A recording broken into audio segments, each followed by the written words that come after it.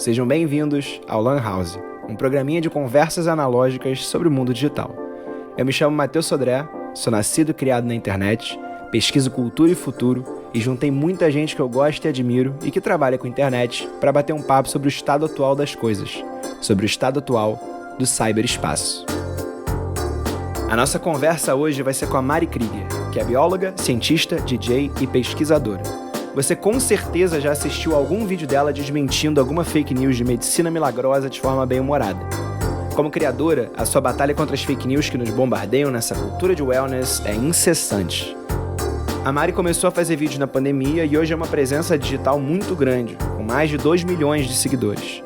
A sua linha editorial é falar a verdade e defender a ciência. E ela acredita que podem existir influenciadores do bem, até onde a palavra permite. Mas como é que a gente analisa e pensa que essa pessoa chanceladora dos fatos também trabalha com publicidade? Esse é um questionamento que eu adorei discutir com ela, porque eu também trago ele para mim. Ele é um espelho do meu trabalho. Se eu produzo opiniões críticas sobre temas sociais sensíveis e relevantes, existe uma forma 100% ética de também inserir e vender espaços publicitários no meu trabalho? Que também é uma extensão da minha vida e do meu nome, mas que não deixa de ser uma marca? Esse fenômeno de uma pessoa com um trabalho que demanda responsabilidade com a audiência na propagação de informação, mas que ao mesmo tempo sustenta ele com publicidade, não é novo, mas nas redes sociais é relativamente recente. E essa é uma pergunta difícil demais de responder, mas é muito importante de elaborar e também de se pensar quantas perguntas existem dentro dessa pergunta, que é: pode existir um influenciador do bem? Todo influenciador é inerentemente do mal? Enfim. Cara, é foda, porque a tecnologia de conteúdo mudou de um jeito muito bizarro também. Tipo, sei lá, 5 anos atrás era meio impossível você imaginar a produção de conteúdo do jeito que é hoje. Tanto que, inclusive, tipo, antigamente era meio que rejeitada a ideia. Tipo, eu sabia fazer o conteúdo, tipo, sei lá, a minha grande virada de chave foi quando eu fui pro Instagram e comecei a falar de mais coisa do que cinema. Uhum. Mas eu não comecei assim no TikTok porque pegava mal um vídeo, tipo, profissional no TikTok no começo. Tipo, você passava direto. Porque parece que tu contratou uma equipe pra fazer aquilo, e mesmo parecia que alguém tu que não tenha sabia feito. o que fazer. Tipo, parecia uma pessoa, tipo, mais velha. Sim. Não parecia, tipo, a linguagem dos jovens, tá ligado? Parece uma pessoa mais velha, parecia, verdade. Tipo, essa pessoa não entende o que é isso aqui. Uhum. Tipo, olha esse vídeo claramente. O que ele tá fazendo aqui? Exato. Tipo assim, eu quero ver pessoas reais, assim. Nossa, eu nunca tinha pensado nisso. Tanto que, pô, assim, óbvio que tem a ver com você começar também, mas os seus primeiros vídeos não tinham muita produção, né? Não. Mas eu fiz o caminho contrário também, de tipo...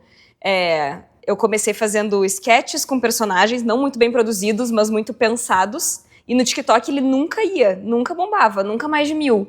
E daí eu comecei a fazer os mesmos vídeos de sketch, só que gravado no selfie, falando a mesma coisa. Tipo, o mesmo conteúdo. Ao invés de 2 personagens, era eu numa câmera de selfie falando a mesma coisa. Daí, vrum, eu viralizei. É muito doido, né? Como a linguagem da parada muda. Exato. Tipo, porque isso, antigamente isso era o tipo de coisa que as pessoas queriam ver. Antigamente, assim, 3 anos atrás. Era o que as pessoas queriam ver. Os primórdios da pandemia. Os primórdios era tipo assim, a linguagem era essa. Tanto que eu também comecei a viralizar fazendo exatamente isso. Que era tipo, em vez de eu fazer um vídeo sentado, parado, explicando um filme ou falando de um filme, eu me gravava em selfie. E aí eu flipava o telefone e mostrava o meu dedo mostrando coisas na câmera. Pode crer. Tipo, parecia que o TikTok era uma rede... Tipo, as primeiras pessoas que chegaram nos primeiros 3 anos do TikTok, elas queriam se conectar com uma coisa muito feita por telefone. Muito orgânica, assim, muito natural. E eu sinto que rolou uma qualificação da rede agora, sei lá, também. Porque é isso, tipo... Você consegue pensar que, sei lá, se a gente voltar menos de 10 anos atrás, é absolutamente impensável a ideia de toda pessoa que existe, entre aspas, ser uma produtora de conteúdo.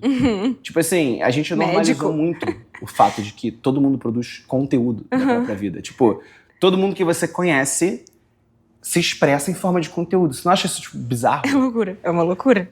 Mas eu até falo isso, tipo, que em 2020 ali, quando eu fui começar a entender o que era criação de conteúdo, influencers e tal, eu não fazia a menor ideia que esse mundo existia. Tipo, eu conhecia os youtubers. Eu conhecia a galera que fazia um roteiro, entrava com uma câmera profissional, sentava ali e falava um negócio pensado. E daí eu comecei a me conectar com esse negócio de que todo mundo filmava a sua própria vida, mostrava suas coisas, se filmava e editava e postava. Um negócio que, sei lá, muito diferente do que eu via a Jut fazendo, o PC Siqueira fazendo. E era uma outra coisa de geração também, né?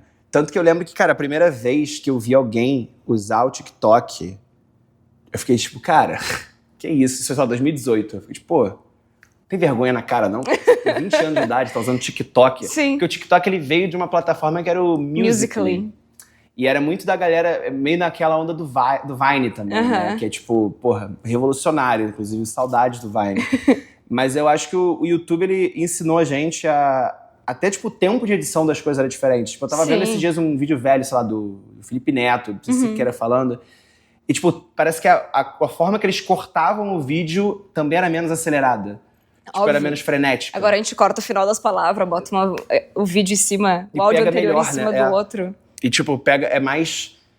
parece que dá uma coceirinha quando você corta a palavra, tipo, meio no meio, fala por cima, fala por cima, fala por cima. Sim, fica mais engraçado. Exatamente. Quando eu comecei a editar o TikTok, eu tinha o esforço consciente de cortar um pedaço da minha fala final, porque eu falar uma coisa por cima da outra dava um ritmo que era mais normal daquilo. Porque eu imagino que nas sketches você faz isso também, né? Sim, exato. E o corte seco também da coisa engraçada. O final da piada, a palavra nunca é inteira. É muito bizarro, cara. E sei lá, é muito doido, né? Tipo, quando você racionaliza isso, tipo, sei lá, você tem 2 milhões de pessoas que te seguem, né? Tipo, pessoas famosas, pessoas, tipo... Tá até os balão aí ainda. Tem 2 ali, né? 2 M. Irado. Daqui a pouco é 3, né? Tomara. Tipo, porque essa é a lógica também, né? Tipo, quanto mais tu tem, mais tu tem. Exatamente. Tipo, é uma inflação infinita. Tipo, eu já só pensei. Tem mais gente. Só tem se a pessoa entra no meu perfil, ela pensa, como é que eu não tô seguindo essa pessoa ainda se 2 milhões de pessoas seguem ela? Vou seguir. Exatamente. E daí tipo, fica exponencial, tá ligado? E tem uma quantidade absurda de gente que não faz a menor ideia de quem você é. Não, e menor. tem, tipo, 2 milhões de pessoas que te seguem. Tanto que elas se decepcionam comigo com muita facilidade, porque elas não sabem nada sobre mim. É verdade. E elas veem um negócio, nossa, que decepção, deixando de seguir. Porra, como assim que decepção, cara? Do que você tá falando? Eu sempre falei essas coisas exatamente todos esses anos. Só que às vezes a pessoa chegou lá por um vídeo curto, um vídeo que não falava quase nada, ou meu cabeleireiro me repostou, a pessoa me achou gata e me seguiu, tá ligado? Sei lá, qualquer coisa. E às vezes alguma viralização muito específica, né, que vai longe até demais, assim, aí traz um público. Porque no começo também tem muito isso, né? Eu tenho reduzido quais tipos de conteúdo eu falo pra conseguir me dedicar pra eles com mais verdade.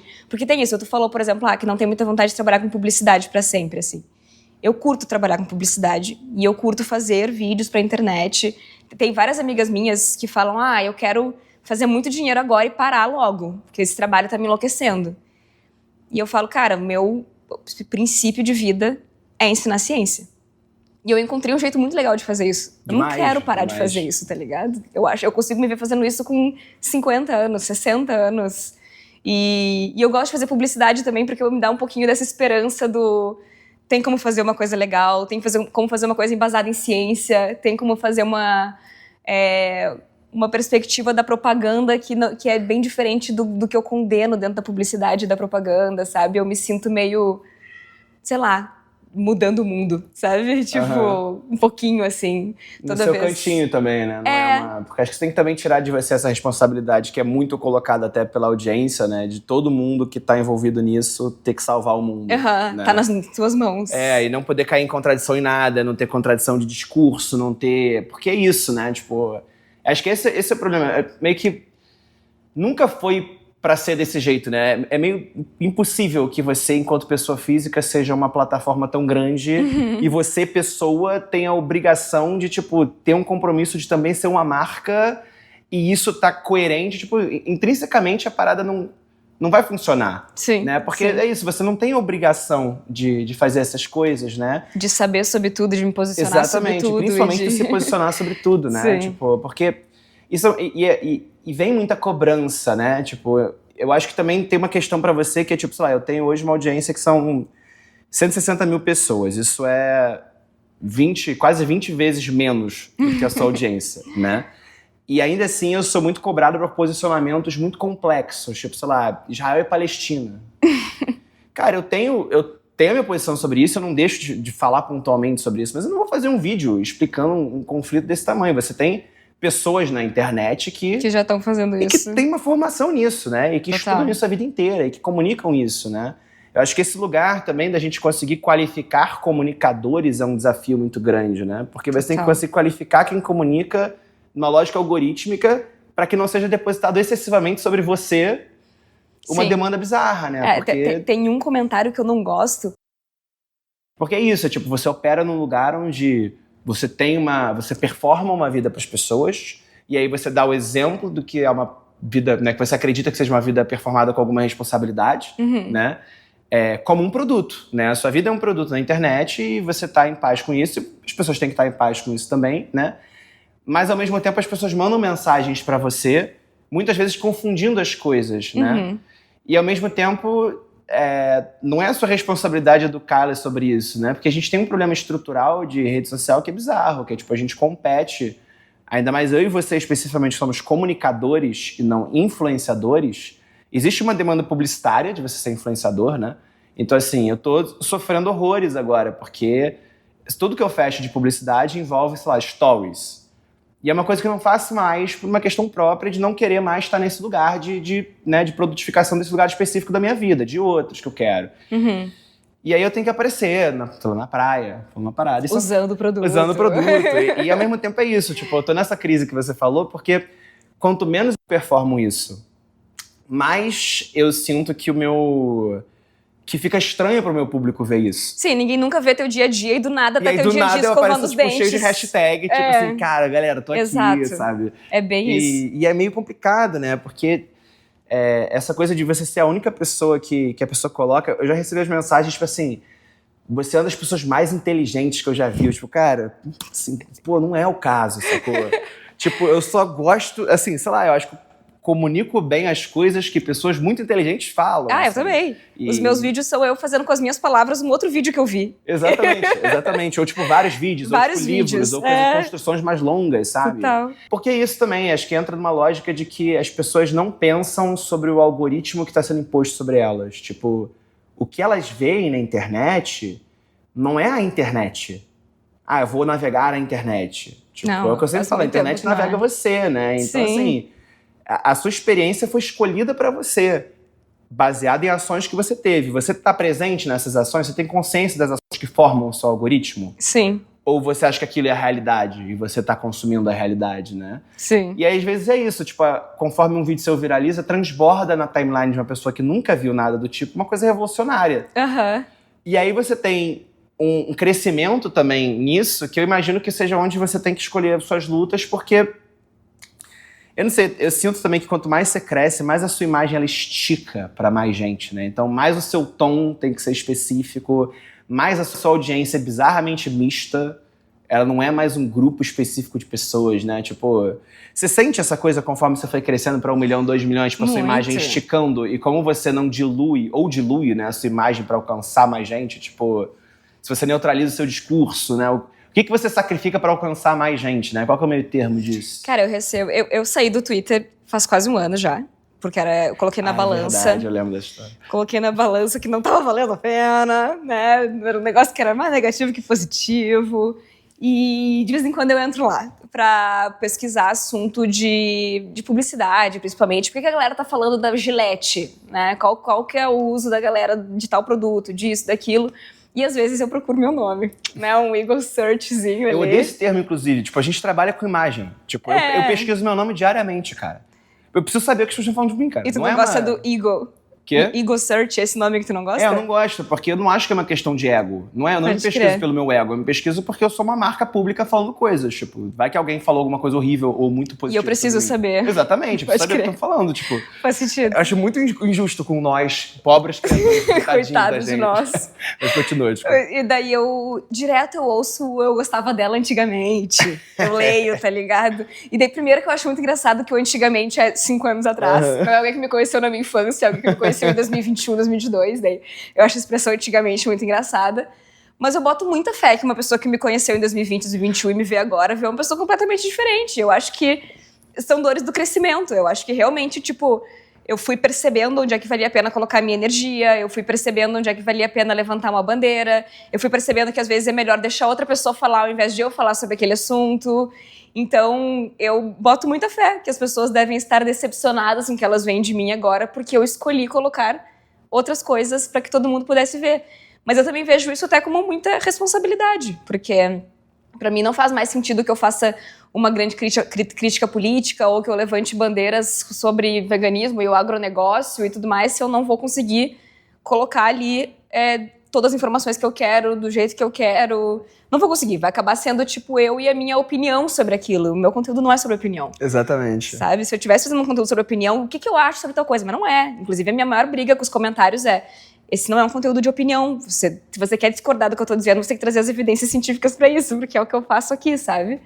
Então eu boto muita fé que se diluiu muito a Mari, que começou a fazer conteúdo lá em 2021, 2020, com sangue no olho, no auge de uma pandemia, indignada com os antivacina e com ivermectina e cloroquina e tudo mais. E a Mari que existe hoje. Até porque naquela época eu nem tinha muito o que falar. Então eu ficava achando coisas assim, eu vou falar coisas da minha vida, eu vou falar porque eu sou vegana, vou falar por que eu vou falar por que eu voto desse jeito. E hoje em dia não, eu já tenho muita coisa pra falar, então eu decidi falar de menos coisas. Sim, é muito foda isso, né? Porque é um momento, é uma virada muito significativa, né? Ainda mais pra época de então, né? Pra antigamente.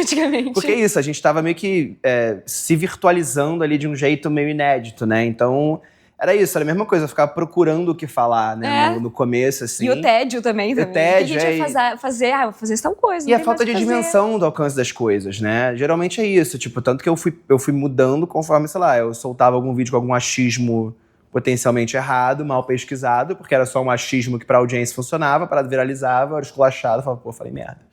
E aí você vai também... Porque é isso, né?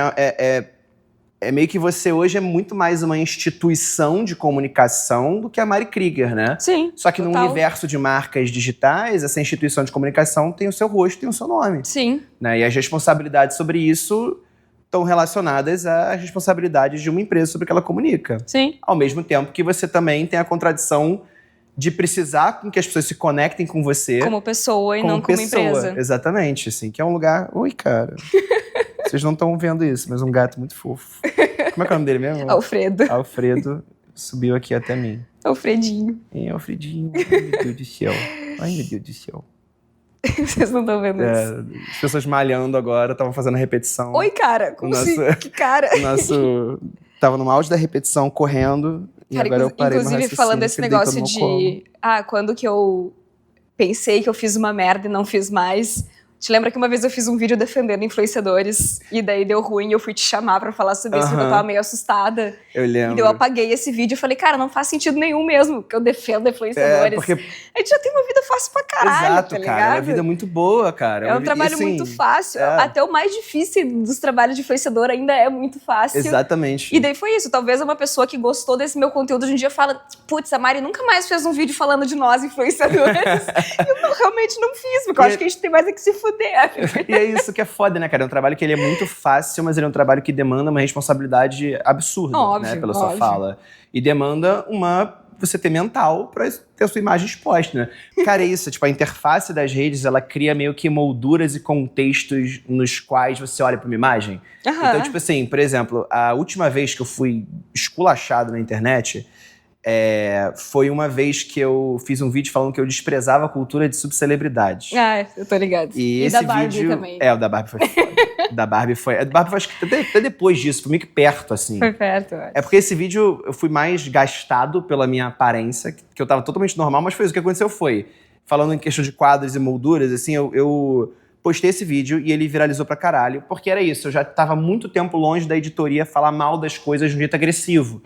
Porque, cara, isso não é muito construtivo e geralmente o seu ódio intenso de alguma coisa tem falhas e tem problemas.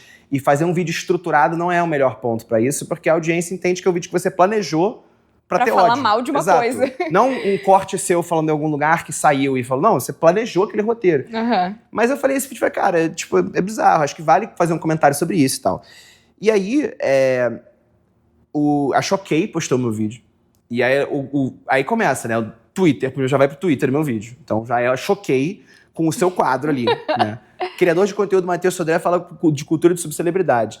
Nela estão inclusos os nomes. Neymar, Virgínia e Carlinhos Maia. Cara, eu nem cito ninguém no vídeo.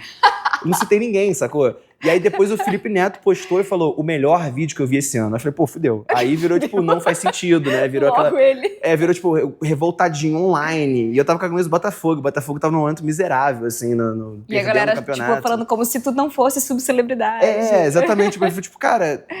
O problema é esse também, né? Você fica meio puto, porque você tem que brigar com a cognição dos outros, assim. Tipo, eu não sou subcelebridade, cara. Tipo, só que ao mesmo tempo são coisas que se misturam mesmo, né? Tipo, sim, faz sentido que a pessoa pense isso. Eu não sou subcelebridade, mas eu vou ser chamado pro camarote na Sapucaí. Sim. Entendeu? Você vai frequentar esse universo em algum nível, mas você... As pessoas não têm esse discernimento porque elas não entendem. Acho que hoje é mais claro. Cada ano fica mais clara a diferença entre, tipo, ser influenciador e ser criador de conteúdo. Uhum. Mas tem esses aspectos, né? Tipo, você é criador de conteúdo, mas você também influencia. Não pode morder o microfone, cara. Eu espero que tenha vazado o barulho disso. Ele come todas as coisas do mundo. Tinha uma questão, acho que semântica com a palavra influenciador, né? Porque era tipo assim, não odeio os influenciadores porque os influenciadores vão ser o futuro, né? Sim, vai existir por muito tempo ainda. Exatamente, e o eles estão é aí, a gente vão querer ficar... que eles sejam bons influenciadores. Exatamente, só que acho que a palavra influenciadora ela já tá muito aliada hoje, alinhada à Virgínia. E é uma coisa tipo Beth, assim. Então virou uma coisa tipo assim, não odeie nós, eu e a Virgínia. Eu e o Carlinhos Maia. Eu e o Carlinhos Maia, tá ligado? Eles nem me colocam nesse balaio. Então, tipo, quando uma pessoa que não sabe quem eu sou me vê fazer um vídeo de defender influenciador, realmente é tipo, minha filha, tá defendendo quem faz look do dia e unboxing de bolsa de 50 mil. Exato. Não, e assim, é tipo, cara, o Twitter é um açougue epistemológico, né? Assim, então é tipo recorte. Esse termo é meu. Eu queria poder falar que é, mas não é meu. Esse termo é antiguíssimo, assim, do Twitter. Mas é isso, o Twitter é esse lugar altamente defensivo, assim. O bom de você se arrebentar no Twitter algumas vezes é que você aprende a ter um discurso nos seus vídeos que é, tipo, muito blindado, assim. Tudo que eu começo a falar é tipo assim, não, gente, mas considerando um recorde de classe média, de onde eu venho, branco, não sei o que, não sei o que lá. Queria deixar claro e deixando claro que isso aqui não é isso aqui, não sei o que lá. Um minuto construindo. Mas o meu ponto é esse. Daí não tem nenhum furo assim, aqui. Porque é isso, tipo, cara, ainda mais quando você começa com... Porque é isso, o Twitter é uma rede amarga pela interface, né? Tipo, a ideia de você dar um coach em cima de alguém é muito odiosa. Você vai falar por cima de uma pessoa que uma pessoa acabou de dizer pra sua audiência. Tipo, eu sei que eles não pensaram nisso, né, originalmente, não que eles fossem bem intencionados também, mas eu acho que a ideia era, tipo, ampliar discussões. A minha terapeuta fala que o Twitter é como se eu tivesse acesso à cabeça de todas as pessoas. É exatamente isso. O pensamento delas. Exatamente isso. Porque a gente pensa coisas. Quando eu vejo um vídeo de alguém que eu detesto, eu penso, que mina chata. Exatamente. Só que no Twitter alguém pega o vídeo, retweeta e fala, que mina chata. Exatamente. E aí, num dia ruim, ela fala, queria que essa pessoa morresse. E aí você, lendo... Você lê como se aquilo fosse direcionado a você. Então, quando você toma um chapisco, cara, a primeira vez que isso aconteceu comigo, assim, já aconteceu, sei lá, umas 4 vezes. A primeira vez que isso aconteceu comigo me pegou muito de surpresa, porque era um ódio à minha imagem, que nunca tinha sido manifestado antes. E a minha imagem hoje eu vejo muito claramente como ela tinha signos, tipo, eu usava mullet, eu tinha um monte de, sabe, unha pintada, eu tinha uma série de excessos visuais que não agradavam o público, e uma estética muito pandêmica, né, de quem ficou em casa, ficou maluco e estava excessivamente expressivo naquela época. E eu lembro que esse primeiro chapisco que eu tomei me pegou muito... Porque era isso, era tipo, você viu uma pessoa falando uma parada, tipo, bizarra, hedionda de você. Tipo assim, queria quebrar todos os ossos dessa pessoa. Aí você entrava no perfil da pessoa e falava, tipo, eu queria ter uma autoestima melhor, sabe? Várias confissões, assim, a pessoa não tinha foto, né, no perfil. O Twitter vira uma rede que permite você se expressar no anonimato e o seu ódio de mesa de bar ser transportado num registro histórico e eterno digitalizado daquilo sobre aquela pessoa. Sim. E eu tenho certeza que qualquer pessoa que me detesta, a grande maioria, se sentar numa mesa de bar comigo, vai falar em 5 minutos, nossa, cara, você nem é tão horrível assim. Sim. E não é tipo porque eu sou muito foda na vida real, na internet, não. É porque tem um rolê muito de... O tete-a-tete, né? Ele é, intrinsecamente, ele traz as pessoas pra perto, né? Quando você conversa com uma pessoa e a pessoa olha pra você, e você tem uma interação, você tem empatia. A internet não permite você ter empatia. Né? E aí eles conhecem um pedaço da gente e os pedaços que eles não têm, eles completam com o que eles quiserem. Exatamente. Então, tipo, sei lá, eu sou a pessoa que corrige pessoas na internet. Exatamente. Então, eles têm a impressão de, nossa, deve ser um saco ser amiga dessa mina, porque ela deve ficar corrigindo o que as pessoas fazem. Eu nunca fiz isso na minha vida. Eu nunca mandei mensagem pra uma amiga minha, se ela postou um bagulho que não funciona, eu não respondo dizendo, amiga, isso aí não funciona. Nunca. Nunca fiz isso na minha vida. Eu nunca fico dizendo, não faz isso, não faz isso, não faz isso, aquilo. Nunca, pelo contrário. As minhas amigas sabem que eu sou um grande... Faço o que eu digo, não faço o que eu faço, tá ligado? Sim, eu faço tudo errado, e a gente dá risada, e daí eles preenchem esse espaço com isso. Tipo, ela deve ser insuportável. Ela deve ser chata, ela não deve fazer nada, ela não deve beber, ela não deve ficar porque acordada até as pessoas tarde, ela não esticam deve... o personagem pra dentro da vida real, assim. Elas acham que a sua vida é uma coisa muito, que eu acho muito complicada, porque vai muito pra esse lugar de... A internet é um lugar achatador da nossa subjetividade, né? Então todo mundo na internet tá achatado. Sim. E tudo é binário por causa disso. Tudo é certo, errado, tudo é uma merda, muito bom. E a lógica algorítmica das paradas alimenta e reforça isso. E, cara, isso é 8 horas do nosso dia no tempo de tela, né? O tempo médio do Brasil. O Brasil, essa é até uma pergunta que eu queria te fazer, que assim, o Brasil é um país que ele tem 10 milhões de influenciadores, por pesquisa da Nielsen, se não me engano. Eu não sei exatamente os critérios, mas assim, né? Você consegue imaginar. Que consideram-se inspiração, influenciadores. Exatamente. 10 milhões de pessoas. 75% dos jovens querem ser influenciadores. Pode né? crer. E eu não acho que 75% dos jovens querem ter a sua vida exposta e materializar e produtificar elas. Acho que eles querem simplesmente a ideia de luxo e do atalho, né? Do atalho, que é vendido na Bet, que é vendido no mundo da Virgínia, que é vendido ganhar nesse muito universo. dinheiro muito fácil. Exatamente. E ser mostrar convidado para as coisas. E se sentir interessante, né? Que acho que tem esse contraste de, tipo... A ideia de ser influenciador é muito apelativa, porque pelo menos você é interessante, né? E se sentir interessante no mundo que você está sempre se comparando com as pessoas é muito foda. legal. É muito legal. E ao mesmo tempo é muito ruim não se sentir interessante, né? Mas, tipo, sei lá, você falou... Já tem o quê? 1 ano? Mais de 1 ano? É 1 ano que você falou essa fala do futuro ser influência, né? E aí a gente tem no Brasil essa nuance que, tipo, o futuro é influência, mas o futuro tá sendo a influência de um jeito bem complexo, né? Assim, bem faroeste, bem, tipo... Bem assustador. Cara, é muito doido porque em toda entrevista que eu faço, eu falo, eu acho que eu sou uma otimista patológica. Eu acredito numa influência digital responsável e tudo mais, porque eu estou imersa dentro da minha bolha de vários influenciadores muito legais e que eu vejo eles crescendo e eu vejo eles ganhando audiência e eu vejo as pessoas comentando nos meus vídeos como elas gostam de pessoas desse jeito e desgostam das outras. Essa tabela dos influenciadores também, que veio várias avaliações com, tipo, como é que é? Estou decepcionada, mas não surpresa, né? Várias pessoas que eu já imaginava que seriam assim. Isso tudo vai me dando uma esperança de, tipo, estamos do lado certo e o lado certo tem força. As pessoas que estão erradas estão sendo expostas como erradas. Mas, por outro lado, às vezes eu penso que a gente é minoria só numa bolha meio cega, assim, sabe? Quando eu vejo pessoas defendendo cegamente Carlinhos Maia e Virgínia e pessoas do tipo, eu meio que perco todo o meu otimismo e penso, sei lá, acho que eu vou ter que fazer outra coisa, eu vou ter que... Não sei. Não vou conseguir mais trabalhar com isso. Meio que não quero fazer parte disso. Às vezes me bate isso, sabe? Porque, por exemplo, o veganismo, né? Eu não sou vegana porque eu acho que eu vou mudar o mundo, nem por pena dos animais, nem nada do tipo. É meio que eu não quero fazer parte de uma coisa com a qual eu não concordo. Então, como é que eu faço parte do mundo da influência digital, que é essa podridão, tá ligado? Será que a gente vai conseguir dividir quem é influenciador, quem é criador de conteúdo? Eu ainda tenho um pouquinho de uma desculpa mas é que eu sou cientista, eu sou bióloga, eu sou educadora, comunicadora. Mas, querendo ou não, o que faz eu fazer publicidade, nos eventos e tudo mais, é o meu lado blogueira. É o meu lado que talvez eu tenha que estar um dia abraçado na Virgínia numa foto num camarote, tá ligado? As pessoas comentam isso, tipo, Mari, mas você não vive convivendo com essas influenciadoras que você critica aqui? E eu vivo. E eu tenho que sorrir e acenar. E tirar foto junto. E aí, tá ligado? É foda, cara. É foda demais. Você falou uma vez do termo de influenciador do bem, né? Você acredita que pode existir influenciador do bem? Não que só existe do mal, né? Mas você acha que a ideia de influenciador de bem é uma coisa que consegue existir? Quando você se pega nesse contexto, por exemplo, de sentir essa contradição?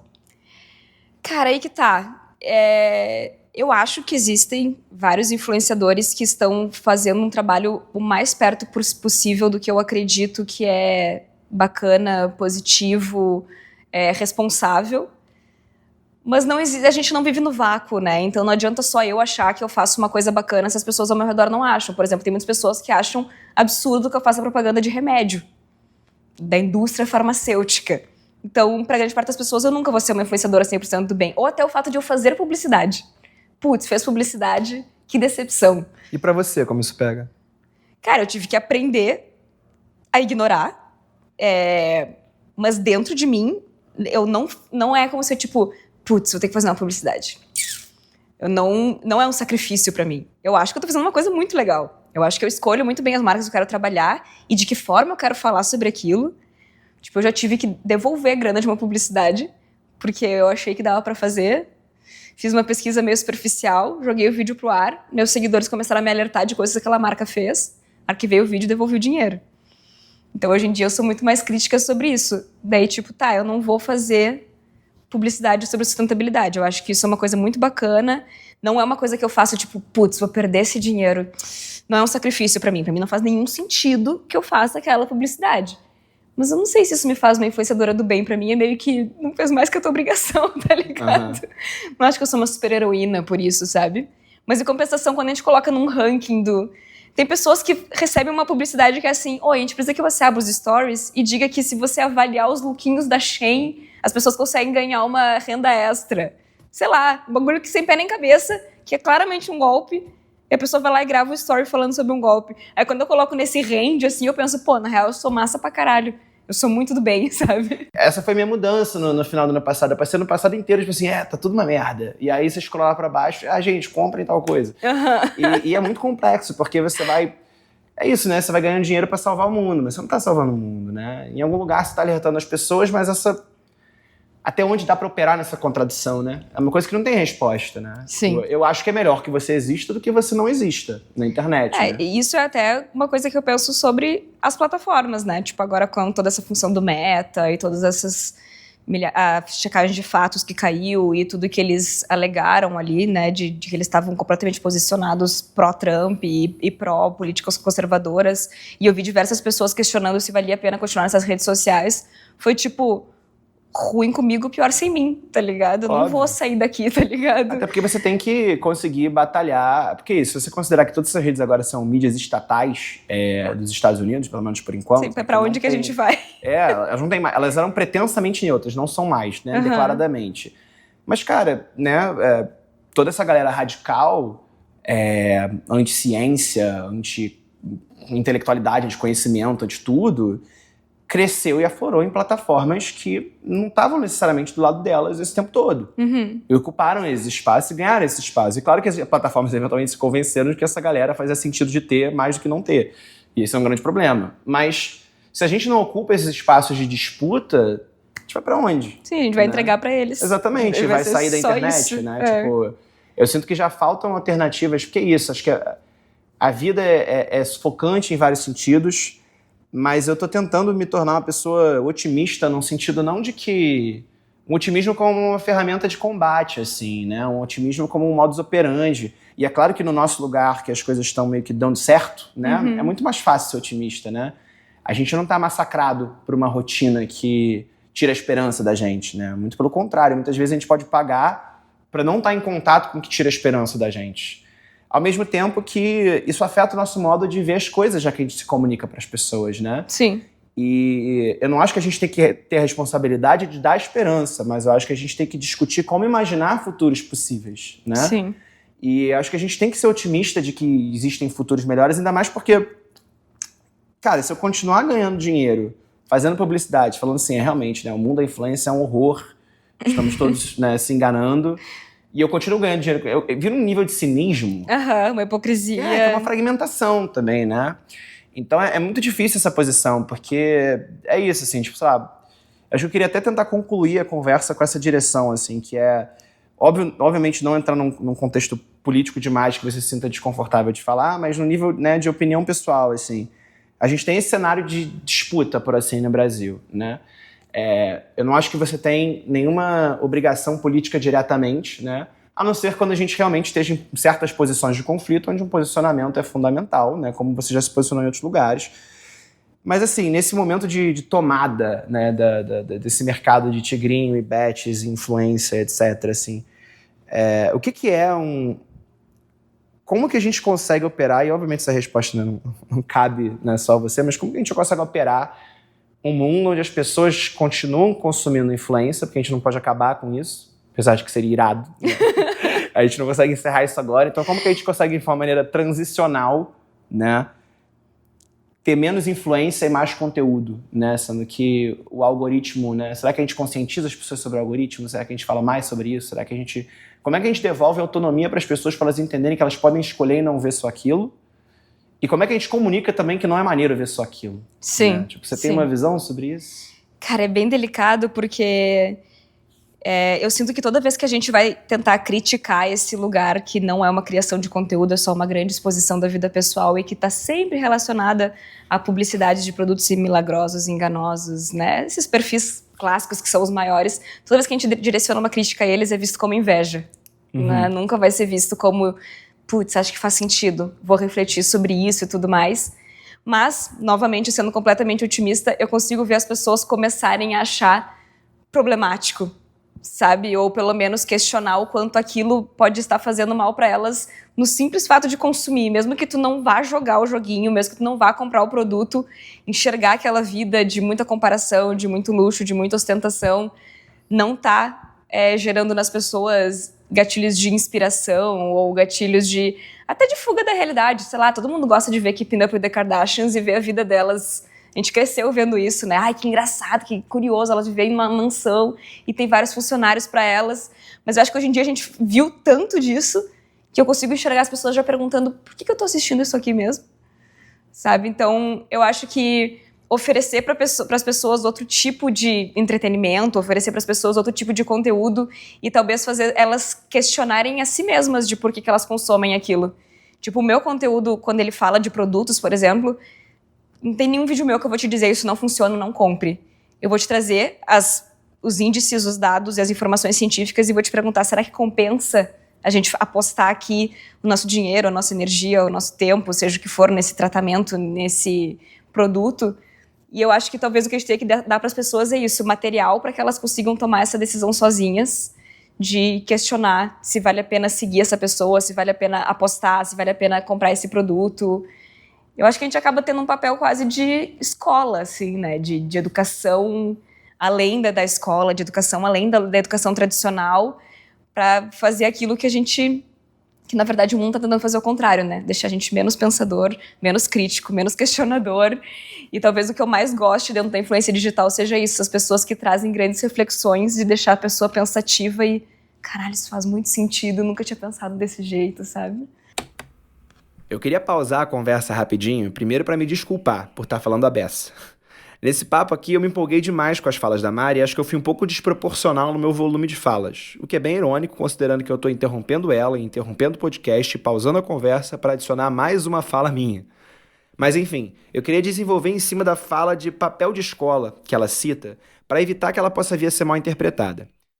Em primeiro lugar, a responsabilidade de educar absolutamente não deveria ser de nós que atuamos como marcas nas redes sociais, educando enquanto vendemos produtos, que é o nosso eterno paradoxo enquanto criadores de conteúdo. Mas a gente vive num país cujo nível de analfabetismo digital é acachapante, e que, se o comunicador que consegue acessar uma audiência grande, educar essa audiência e auxiliar da forma que for no seu letramento digital, de como pensar a internet de forma crítica e absorver informação, não fizer esse papel, não sobra quase ninguém para isso. E fica a questão, quem tem qualquer audiência precisa ter uma conduta ética estabelecida. Mas o que é essa conduta? Que lugar é esse de tanta autorregulação onde compete ao próprio influenciador escolher qual vai ser o seu nível de preocupação e responsabilidade social com isso? Como construir um código de ética para essas coisas? E como entender que o influenciador e o comunicador e o criador de conteúdo têm sim uma responsabilidade educadora no contexto da sua audiência? Pô, é muito foda isso, porque é verdade sobre os seus vídeos, né? Eu nunca tinha parado pra pensar que você não é incisiva, né? Você constrói uma coisa e você pergunta, né? E eu acho que aí entra uma coisa muito legal, que é justamente você usa essa relação parasocial que as pessoas têm com a sua vida, né? Para que elas confiem no que você tem a dizer quase como uma amiga, né? E obviamente não é todo mundo que tem que agir assim na internet, né? Mas é uma estratégia muito interessante, né? Porque realmente você faz com que as pessoas confiem no que você tem a dizer para além da informação, você constrói uma coisa tridimensional com elas e você empodera, né, a audiência intelectualmente de alguma maneira, né? E eu também, por exemplo, nunca trago nome, imagem, nem de influenciadores, nem de produtos, nem de nada do tipo, justamente porque a minha ideia nunca foi atacar essas coisas ou falar explicitamente sobre elas, mas trazer reflexões sobre aquilo, né? Inclusive, as pessoas às vezes comentam nos meus vídeos, entendi a indireta, pra quê? E eu, como assim? Eu não entendi a indireta. Porque elas sabem onde colocar isso na vida delas, sabe? Tipo, eu não preciso dizer pra elas, essa influenciadora lançou esse produto com essa intenção, Não, eu faço um vídeo dizendo, vocês já pararam pra pensar que as pessoas tentam mostrar pra gente um corpo escultural, uma vida de rotina saudável e muito dinheiro, e elas dizem pra gente que foi com o produto, com o tratamento e com o jogo, e na verdade não foi com nada disso, foi com a gente dando dinheiro pra eles nos contarem essa narrativa. Eu prefiro muito mais trazer essa reflexão de amiga. Esse negócio que eu conversaria com uma amiga minha, tipo, amiga, sei lá, eu nunca vou dizer pra uma amiga minha não volta com ex. Eu vou dizer, amiga, será? Pô, olha isso que ele fez, essa intenção, será que vale a pena? Eu acho que bem isso, assim, tipo, de repente, a gente não se colocar nesse lugar de guru, de que sabe de tudo e todos, e tem todas as respostas, não se colocar nesse lugar de carrasco também, essa pessoa presta, essa não, isso presta, isso não, porque, na verdade, uma coisa que eu aprendi, pelo menos dentro do meio da ciência, a ciência, ela já é chata por si, assim, né? Ela tem termos complexos, ela é em inglês, ela é um grande depende, ela tem diversas nuances. E a picaretagem, a desinformação e a fake news, ela é sempre carinhosa, simpática, sorridente, é sempre um médico muito querido, falando alguma coisa muito legal, que cativa as pessoas. Então, se a gente ficar do lado de cá, sendo carrasco, de cara fechada, dizendo que nada funciona, a gente só vai perder aliados e pessoas que talvez poderiam nos escutar, mas não vão. Eu vi que tu fez um negócio de uma mudança no teu conteúdo, que é, eu quero trazer menos problemas e mais soluções, né? Sim. Não vou ficar falando sobre coisas que não tem solução e vou largar Sim. só pra galera. Eu fiz exatamente o mesmo caminho. Eu percebi que a galera pensava que qualquer vídeo que eu fizesse, eu ia dizer que aquela coisa não funciona. Tipo, gente, nem assistam, ela sempre fala que nada funciona. Pra ela, nada funciona. Eu, não, então tá, então vamos falar do que funciona. Desde que o ano começou, eu só fiz conteúdo sobre atividade física, sono, deixar feijão de molho, tá ligado? Coisas que funcionam. Sim. E você ainda consegue quebrar muito essa coisa da cultura de wellness, né? Que é uma coisa muito perigosa também. Exato. Eu acho que você consegue navegar muito bem nisso, que é tipo, você não vai pra um lugar de... Tipo, você tá falando... Você fala do que funciona e do que funciona, você fala de saúde, você fala de cuidado, e você consegue trazer isso de um jeito que eu não considero que é... essa coisa aspiracional terrível, assim, né? Que é quase, né? Parece uma coisa de um culto mesmo, né? Que é tipo... O café com Deus Pai, exatamente, e a corrida. Exatamente, devocional, acorde 4 da manhã, faça um devocional, depois corra na rua e vai nadar, e depois medite, e depois... E tipo assim, cara, aí você vai chegar em casa e vai ter uma comida deliciosa, feita, fresca pra você, sabe? Tipo... Cara, e que aí que tá. Essa mudança do, eu vou falar mais sobre coisas que funcionam, eu não tinha muito como fugir disso, porque o que funciona é alimentação saudável, exercício físico e tal. Mas eu acho que, apesar de tudo, meu conteúdo sempre foi muito eu. Então, eu detesto academia. Não tem como eu fazer um conteúdo fingindo que eu gosto, tá ligado? Eu nunca ia conseguir. Então, o que eu fiz foi, eu vou ter que fazer academia. Eu comecei a fazer academia séria na minha vida faz só um ano, quando eu descobri um diagnóstico de pré-diabetes. E daí eu escolhi essa narrativa. Eu também não queria estar aqui. Eu tô porque eu tenho que fazer, tá ligado? Somos todos adultos aqui e a gente vai ter que fazer o bagulho que a gente não quer. Se eu tivesse transformado em isso, gente... Faça um exercício, porque exercício é vida, exercício não seria eu, tá ligado? Eu acho que, sei lá, eu acho impossível fingir ser um personagem 100% do tempo. Eu nunca consegui tancar isso, tá ligado? Nem escolhendo as coisas que eu consigo mostrar ali. Eu acho que num podcast eu ia deixar escapar quem eu sou, numa conversa assim, num programa, então não faz sentido pra mim fingir, tá ligado? Então eu acho que foi muito... Realmente, eu preciso falar disso, mas vai ser do meu jeito, tá ligado? Teve até uma vez uma pessoa me mandou uma mensagem falando, quando você faz story na academia com música de sofrimento, me dá menos vontade de ir. Porque eu boto tipo, socorro, Deus, enquanto eu tô fazendo agachamento, tá ligado? E eu falo, sinto muito, mas tu não vai me ver na academia dizendo, tipo, gente, tô endorfinada, pronta pra começar esse dia. Não, eu vou puta. E daí, infelizmente, eu vou desagradar algumas pessoas, mas vou agradar muitas que me encontram na rua e falam, pode crer, eu só comecei a fazer academia porque eu vi que tu postou lá e fez muito mais sentido pra mim que eu faça academia pra, sei lá, carregar mala em viagem, aguentar um show, um festival. É porque isso, é menos pesado quando você entende que você tem que fazer. Tá uma ligado? parte da sua vida tem que fazer. Você não tem que fazer para algo, você não tem que fazer pra virar algo. Você só pode chegar lá, fazer exercício e ir embora. E tem que fazer, que nem remédio, relação, assim, tá ligado? E foi isso, eu comecei a fazer uns vídeos, o nome do quadro é Foda-se o Projeto Verão.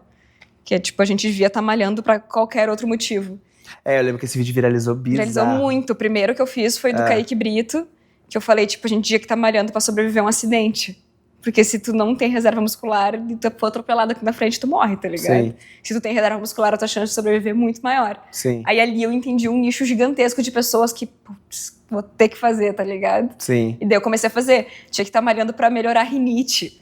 Tinha que estar malhando pra viajar, pra aguentar show. Pô, a gente vai cedo pro show, tem que ficar lá em pé um tempão, pra sem ficar com dor nas costas, aguentar o show pulando até o fim. Se não tá fazendo atividade física, não vai aguentar. E acho que isso ajuda as pessoas a encararem a vida também, né? Tem uma questão de segurança, de autoconfiança. Não estética, mas de, assim, saber que o seu corpo aguenta as coisas. Né? Porque eu odeio essa coisa também de, depois dos 30, virei uma velha, acabou. Depois dos 30, eu só quero lugares sentados. Eu sou uma cansada. Eu odeio essa porra, cara.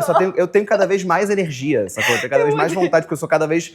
mais eu faço esporte, mais eu me alimento bem. Assim, vario, né? Também. Sim. Não, assim, tô comendo mal há muitos meses. Assim? Ai, eu só vou numa festa se tiver lugar pra sentar. Eu, como assim? Tipo, cara, curte café não é possível. Não é possível. Tipo assim. Não é possível. Pô, desculpa, mas dá pra você ficar até se você quiser, até 5, 6 da manhã numa festa sem tomar nada. Sim. Só curtindo, assim. Pô, não tipo, é possível. É uma parada. A galera viaja muito também. Porque é isso, é uma vida cansada, né? E muita gente tem a opção de não ter uma vida cansada. Acho que esse é o ponto central, assim. Tipo, muita gente não tem tempo, mas tem gente que tem tempo. Sim, pra se exercitar, eu fiz um vídeo essa semana, aí tá, daí muita gente detesta a musculação. Ah, a musculação é chata, ambiente da academia, blá blá blá. Eu falei, tá, vou trazer outras opções. Aí fiz o vídeo do CrossFit, que é defendendo o CrossFit, entre muitas aspas, porque na verdade eu trouxe o quê? Ele não é um esporte tão lesivo como as pessoas acham que ele é. Que tu vai entrar lá e vai te fuder, vai ter que ir pro fisioterapeuta saindo dali. Trouxe dados de que o futebol é muito mais lesivo. Aliás, tu é a prova viva disso, né? Pô, futebol é insano, futebol é insano. Cara, minha pelada, eu era presidente de uma pelada, ela tá voltando agora, inclusive, voltei a jogar semana passada, depois de 9 meses. Na minha pelada tiveram, em 3 meses, 4 ligamentos rompidos. Então, o meu tendão de Aquiles e 3 ligamentos rompidos. O futebol é mais lesivo, a corrida que tá na moda agora é lesiva pra caralho, muito, ainda mais do jeito que a galera tá fazendo.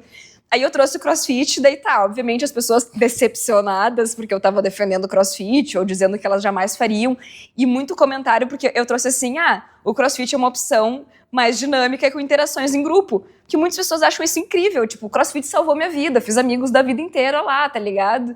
E daí, grande maioria dos comentários me perdeu no interações com outras pessoas, e eu fico, gente, que horror, como assim, cara? Eu acho que é isso também, acho que a gente tem que tancar essa coisa de, cara, é uma coisa que a gente tem que falar muito mais, assim, né, tipo, é senso de comunidade, sacou? Assim, Deus me livre eu acordar às 5 da manhã pra correr com 30 pessoas e formar laços às 5 da manhã correndo. Sim. Não é a minha coisa. Mas, cara, tenho amigos que mudaram de vida radicalmente por causa disso. Sim. Porque encontraram, às vezes, um senso de comunidade que... O teu futebol é o teu senso de comunidade. Muito, né? E assim, o senso de comunidade de ir no estádio, o senso de comunidade de fazer parte de alguma coisa, também de jogar bola, né? Tipo, eu acho que você encontrar a prática do esporte coletivo a tua cabeça tá em outro lugar, sacou? Você tá num outro momento, com outra pessoa sentindo uma outra coisa, né? É tudo muito, não é que é novo, mas é dinâmico, né? E é da nossa natureza, tá ligado? Nós somos seres sociais, exato. Tá ligado? E eu acho que se a gente perder isso, e aí depois a gente escolhe se a gente continua com esse trecho no podcast ou não, mas acho que se a gente perder esse negócio, a gente perde um espaço de disputa também com um conservadorismo muito pesado que tá vindo aí, né? Assim, e mais uma vez, né? Não é uma coisa contra isso, né? Tipo, de verdade, se você não quiser incluir isso depois, a gente deleta. Não, assim. Mas é porque eu acho que a gente tem essa coisa de uma entrada conservadora no Brasil muito perigosa a partir dessas coisas, né? Então, você já tem igreja que é crossfit, que é academia, os sensos de coletividade estão na igreja, tanto para os jovens quanto para as pessoas mais velhas, né? Sim. E a igreja em vários lugares tem um papel maravilhoso para isso, e em muitos lugares tem um papel de instrumentalização de várias coisas perigosas, né?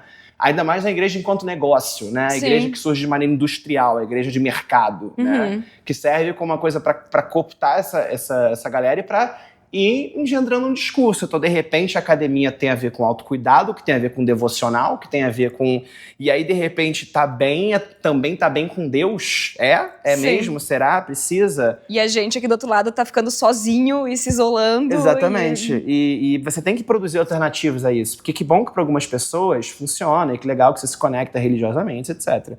Ao mesmo tempo, eu acho que se a única forma de você associar bem-estar é também atravessando um eixo religioso, a gente está perdendo uma batalha onde esse eixo ele vai dominar todos esses campos de bem-estar. Sim, sim. E ele vai escolher esses campos de bem-estar. E ele vai dizer que esse bem-estar é atingido também com uma disciplina que é religiosa. E, pô, eu acho isso perigosíssimo pelo potencial do que isso pode ser. Total. Não tô falando que isso é perigoso pra sua vida, eu não tô falando que é perigoso pra quem faz, eu não tô falando que é perigoso pra sociedade, porque qual que é a próxima investida? Como que uma pessoa, por exemplo, famosa que tem uma vida super saudável e tá super de bem e é super religiosa e cita isso, etc., ela começa a falar de certas questões sociais, com uma certa moralidade. Ela começa a trazer algumas falas reacionárias que conseguem penetrar num grupo que já estava muito mais blindado e vacinado contra isso, né? E aí, cara, para você começar a penetrar com esse discurso em cima de até questões de ciência, óbvio, é um pulo. Óbvio. Aí você começa a dizer, por exemplo, que a sua relação com a religião te cura de algumas coisas. Sim. Sacou? É muito fácil saltar para isso, porque você se torna... Essas pessoas, elas viram pessoas de fronteira, né? Elas são pessoas que falam para um público que já está convertido desses valores, mas elas viram mecanismos de conversão também. Total. Né? De pessoas que outrora seriam progressistas. Eu não vou usar esse termo aqui porque parece que é a esquerda, mas eu não tô nem falando disso. Eu tô falando de valores mais liberais, né? Crenças sociais. Mas, pô, pra mim, hoje em dia, a religião, ela tá dentro do script da blogueira. Totalmente. De script, assim, tipo, as blogueiras que eu seguia da minha cidade, lá em Porto Alegre, de quando eu nem imaginava ser blogueira, hoje em dia, pra mim, elas estão seguindo o script Virgínia, que é toda honra e glória a Deus, tudo que eu quero é Deus, tudo que eu ganhei foi Deus, e a igreja, e o devocional, e o café com Deus Pai. Então também, mais um lugar de tipo, será que eu fico otimista com a influência digital? Ou as minas que faziam o look do dia, hoje em dia elas se tornaram pregadoras? Tudo carola, é bizarro. Como é que isso aconteceu, tá ligado? É assustador, eu fico muito assustada, assim. E é um takeover de muito pouco tempo, cara, tipo 2 anos pra cá. Exato, e são pessoas que nunca falaram sobre religião. E, tipo, eu era da igreja, né? Tipo, eu já fui a FU da igreja. Mas da igreja católica. Eu entrei pra igreja católica quando era muito nova, quando eu tinha, tipo, 10 anos, fui fazer catequese, e daí eu entrei pro grupo de jovens e eu fiquei. Pela questão social. Eu sofria muito bullying na escola, e dentro da igreja eu fiz amigos. E era um lugar muito confortável. Um lugar que me falava que tudo ia ficar bem, que tinha um lugar pra mim no céu, que tinha alguém olhando por mim. Meus pais estavam passando por um divórcio, então, tipo, dentro da igreja eles falavam que eles iam voltar, porque o matrimônio é de Deus. Então, tipo... Eu amava estar na igreja, eu me sentia super bem lá, e depois, quando eu fui ficando mais velha, eu fui entendendo que, na verdade, não tinha nada de sobrenatural naquilo. Eram amigos, amor, carinho, companheirismo. E daí eu me desliguei da igreja, me desliguei da religião.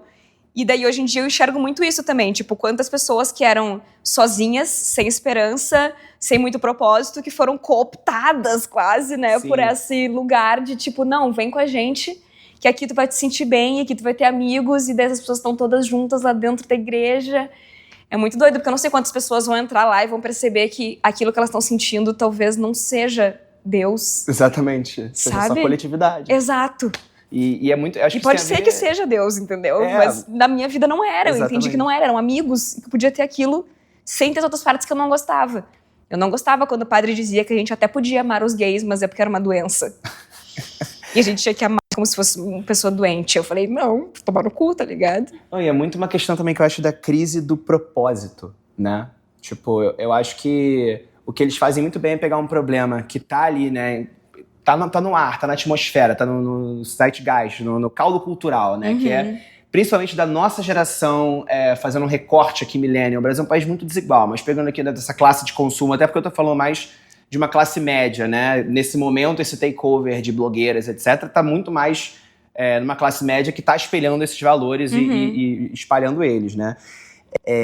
Cara, a gente cresceu com a ideia de salvar o mundo, né? A gente cresceu... Quando eu tinha 18 anos, eu queria trabalhar com sustentabilidade. Porque eu também. Era uma coisa que, pô, imagina, eu não vou ajudar a salvar o mundo, tornar... Se eu posso fazer isso, estudar pra isso. Era quase uma culpa, que era tipo assim, eu preciso fazer bem ao mundo. Imagina fazer um trabalho que eu não vou salvar o mundo.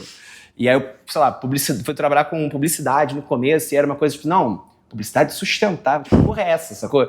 E eu acho que a gente foi criando essa crise e a gente alinhou também com várias crises econômicas do Brasil, mudanças de paradigma no mundo, que calhou com a nossa geração. A gente pôde ser o que a gente quisesse na classe média, né, em termos de discurso, mas quando chegou na prática a gente não podia, né? Então o país faliu, a gente teve vários problemas de mercado, muita gente não conseguiu se colocar, muitos sonhos foram abandonados. Numa geração que foi criada num discurso até cultural, televisivo, do propósito. De fazer o que faz sentido pra você e vai ter espaço, né? Sim. Porque a gente cresceu nos anos 2000, boom dos commodities, Brasil decolando, né? Tem lugar pra todo mundo. Eu acho que essa decepção, os seus sonhos, exatamente. Né? Não é que nem nossos pais que faziam o que tinha que fazer. Exatamente. E essa instrumentalização da crise, ela passa muito por esse lugar dessa galera que hoje tem, às vezes, um trabalho que não gosta, que paga as contas, que não conseguiu chegar onde sonhou, mas que nunca também elaborou dentro do próprio sonho, e que tem quase nenhum amigo, poucos amigos, né? Que tá muito isolada, tá muito sozinha, que vive vivendo vidas comparadas e de repente encontra um grupo religioso, encontra uma academia com um grupo religioso, né? E vê também, né, os influenciadores que tá seguindo essa relação aspiracional, né? O Deus tá conectado ao sucesso, é o triunfo da ética protestante de um jeito como a gente nunca viu, assim, né? Sim. E eu acho que isso é perigoso pra caralho, porque é isso, né? Tipo, você coopta as pessoas pegando um problema que nós reconhecemos que existe, que é a crise de coletividade, falta de propósito, e dando uma resposta fácil, né? Acho que talvez a resposta que a gente... Não uma resposta, mas um caminho que a gente tem a seguir como criadores de conteúdo e comunicadores é justamente como que a gente fomenta esse senso de coletividade, senso de pertença a partir da internet. Sim. Né? Tipo, como que a gente trabalha esse lugar de, tipo... E esse resgate do propósito, né? Tipo, se 75% dos jovens querem ser influenciadores, por quê? Exatamente. O que você quer influenciar? O que você quer criar? Eu sempre lembro daquele moleque que entrou no Big Brother e ele falou, tipo, eu quero ser famoso. Lembra? Ele foi o primeiro eliminado, assim. Eu quero entrar no McDonald's e todo mundo ficar olhando. Tipo, tá, mas quer ser famoso por quê? Não, quero ser famoso. Mas pelo quê? Sabe, esse resgate do propósito. Tipo, eu também queria ser famosa quando eu era pequena. Eu falava isso, tá ligado? Mas eu falava, eu quero ser uma cientista famosa.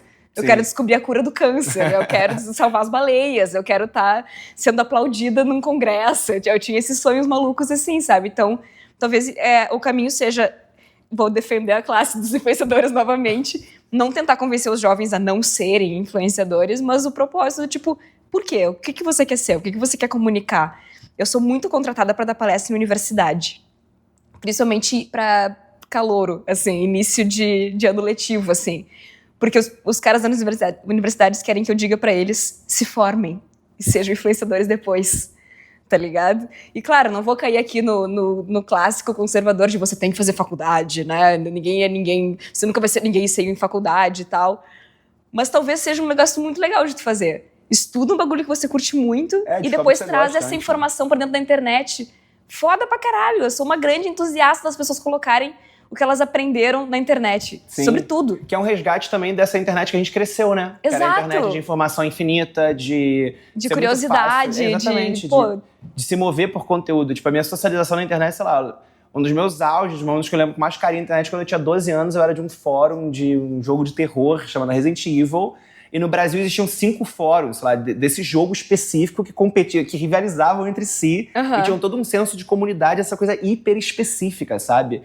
E, ao mesmo tempo, a galera que eu conhecia lá me apresentou várias coisas, e aí você vai caindo em outros fóruns, em outros lugares, em outros conhecimentos, assim. Tinha esse lugar da internet que você ficava pra você aprender, né? E é uma coisa que eu sempre falo também, tipo, apesar de eu ser totalmente contra a rede social, etc., eu abro o TikTok pra estudar coisas. Porque eu abro, eu descubro, e ele é uma faísca muito boa, né? Então, você descobre alguém falando de alguma coisa, você abre, pesquisa, vai lá, se entusiasma, vê vídeos mais longos, aí no YouTube você encontra muita coisa maneira, aí você vai ter na bibliografia dos YouTube, você vai ter livros. Então, você vai construindo um caminho de conhecimento muito foda, mas para isso as pessoas têm que entender que aquilo é um caminho de conhecimento. Né? Como é que a gente explica para as pessoas e dá a elas autonomia disso? Porque a minha esperança é essa. Se eu consigo descobrir e entender as redes sociais hoje como um caminho de aprendizagem e consigo, em parte, filtrar as coisas que eu acho negativas sobre isso, então mais pessoas conseguem ter essa crença, né? Sim. E acho que talvez a nossa responsabilidade e a nossa missão, eu odeio essa palavra. Missão é muito da igreja. É muito, nossa, ou da empresa, né? Da startup. Eu também, nossa missão. Missão, visão e valores.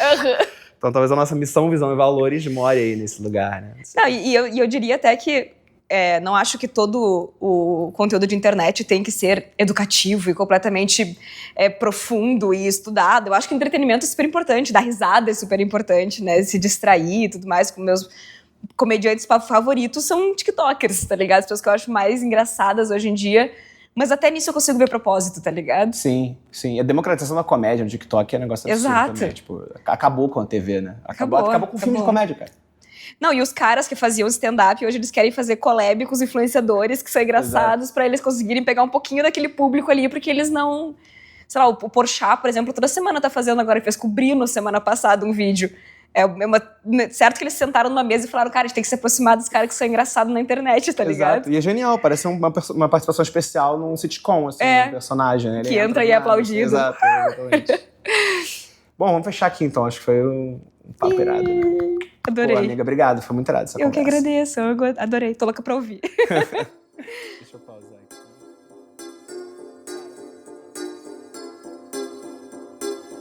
Foi especial poder conversar de forma tão lúcida com outra pessoa que trabalha na internet e abrir um debate interessante sobre os desafios que a gente enfrenta operando na ocupação de espaços digitais e na contradição intrínseca da influência. Eu fico feliz de ver como a Mari também resiste a uma cultura de wellness tóxica, que eu pessoalmente sou muito contrário e que só serve para nos individualizar mais e mais e reforçar uma crescente sensação de miséria e solidão, numa tentativa de autossuficiência, de performance de autossuficiência. E esse é o tipo de coisa que eu acho que faz muita diferença. Essa conversa me trouxe mais perguntas do que respostas, com certeza. Como eu acho que tem que ser mesmo, e como tem que ser para todo mundo que navega nas redes sociais, tanto criadores quanto usuários. Uma separação cada vez mais turva, inclusive. Eu acredito que a gente tem sim que disputar esses espaços, porque são essas condições que nos são dadas. São as engrenagens do sistema onde a gente opera. E o modelo atual de publicidade é o que financia a possibilidade de estudar, escrever, organizar, produzir, filmar, editar e postar e ter isso como um trabalho integral. É com certeza uma equação complexa. Eu não sei se a gente deve procurar total absolvição dessa lógica publicitária na qual a gente está inserido também. Mas eu não sei também se a gente deveria medir as coisas por um pensamento análogo ao do crédito de carbono, onde a gente entregar um conteúdo de qualidade talvez nos autorize a operar numa lógica de ter publicidade também dentro da nossa timeline, de produzir publicidade para nossa timeline. Pessoalmente, eu sinto que quase nenhum trabalho nesse mundo pode ser intrinsecamente ético, até pelas lógicas de consumo nas quais a gente está inserido. Então, cuidado com a régua também para que a gente não paralise o que parece ser mais produtivo do que contraprodutivo. Mas aí talvez eu esteja me defendendo demais também. No momento, eu tento buscar equilíbrio na contradição interna que eu sinto ter. Enquanto não houver regulamentação clara, e a sensação de que eu tenho é que essas estruturas digitais são fluidas e esguias demais para isso, ensaboadas, fica difícil buscar responsabilização individual, a não ser em casos mais extremos. E quanto mais criadores com conteúdo para além da forma, mais enriquecido se torna o debate digital, e mais possível se torna pensar outras maneiras e futuros modelos de negócio para viabilizar essa existência e produzir impacto positivo. E aqui, refletindo muito sobre a vida no meio do caminho, eu não acho que exista influenciador do bem, mas certamente existe influenciador do mal. Esse foi mais um episódio do Lan House, um podcast que eu autofinancio porque acredito no valor que conversar com gente interessante pode produzir, tanto para mim quanto para vocês. Se você quiser acompanhar mais do meu trabalho, eu falo sobre cultura, internet, futuro e tantos outros temas como esse aqui no meu Instagram e TikTok, sob o @SodréMat, SODREMAT. E eu também tô no YouTube, como Matheus Sodré, fazendo vídeos de longo formato. Esse projeto é muito importante para mim, e é especial saber que tem gente ouvindo do outro lado. Se você acha que vale a pena, não deixa de compartilhar e espalhar as ideias que a gente discute aqui. E muito obrigado por me escutar até o final. Um abraço.